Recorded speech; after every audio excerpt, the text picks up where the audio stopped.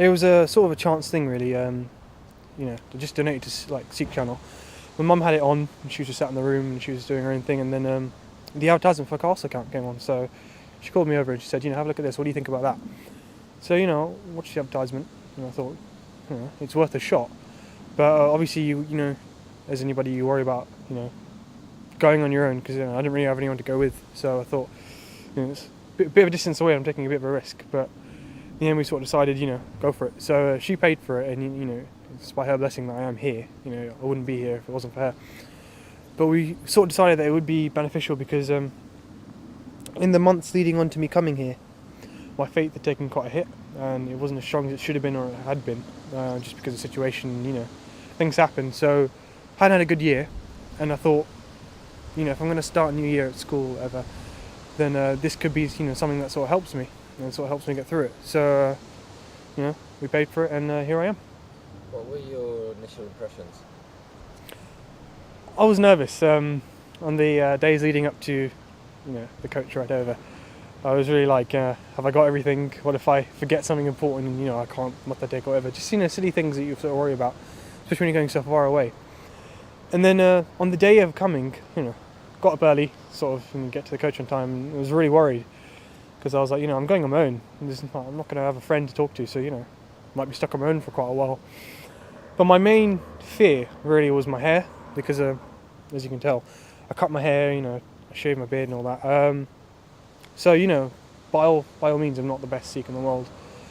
So I sort of thought, what if I go to a place where they sort of look down on me upon it, and then, people sort of criticise me for it, because nobody wants to spend 5 days being told how bad they are at keeping their faith. So I was nervous. When I got on the coach, I sort of kept to myself and thought, what if someone catches me out for it? But the thing that surprised me was, as soon as I got on the coach, guys my age, slightly older, they instantly just acted like they'd known me for months. As in, there was no spite, there was no hesitancy. As in, if you meet someone in such a situation, sometimes it can be awkward. There was none of that on the coach. So they're talking to me just asking me questions, but it was so laid back that suddenly I just it wasn't that bad. And on the first day, nobody said anything about my hair. They all greeted me with such respect that even I was taken aback. When someone comes up to you when you never experienced it, they, in the morning they say, "Waheguru Ji Ka Khalsa, Waheguru Ji Ka Fateh," you get taken aback because you don't expect that respect. But when you do get it, it sort of lifts you up a little bit. In terms of what was your highlight throughout the week, or what really stood out for you? There's a couple of moments that stand out to me.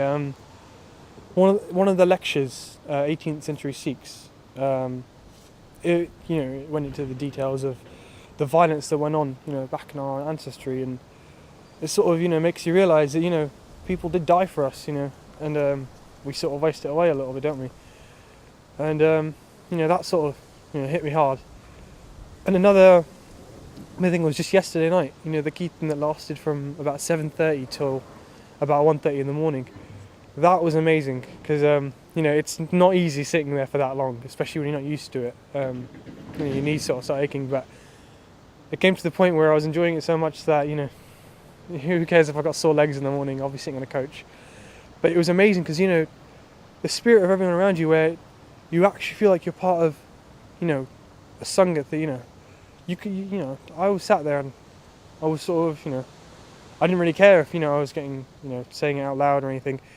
It was just it gets you very emotional, and there was a couple of times, not just yesterday in the Kirtan, but just generally when we listened to like Sukhmi Sahib and the Bar Sahib, where it got very emotional for me because I thought I've sort of got my faith back here. I think it was Tuesday that something in the morning, Amrit Vela, we got up early, and I was sat there and something inside me just snapped, and I just did Ardas and I said, what, Guruji, forgive me, but you have helped me get my faith back. So that really was a highlight when I sort of realised that I've got the tools to go back in the world now and sort of face it. So you felt that you started conversing with your guru throughout the camp? And I lost that before the camp, and that's the one thing I'm going to take away, that I've got that back. So that's worth any amount of money, and if I had more I would give it. So Next question I was going to ask you, similar going on that point, is how do you feel that the camp has benefited you or you've changed as a person? Tough question. Well, obviously, there is my faith has been restored.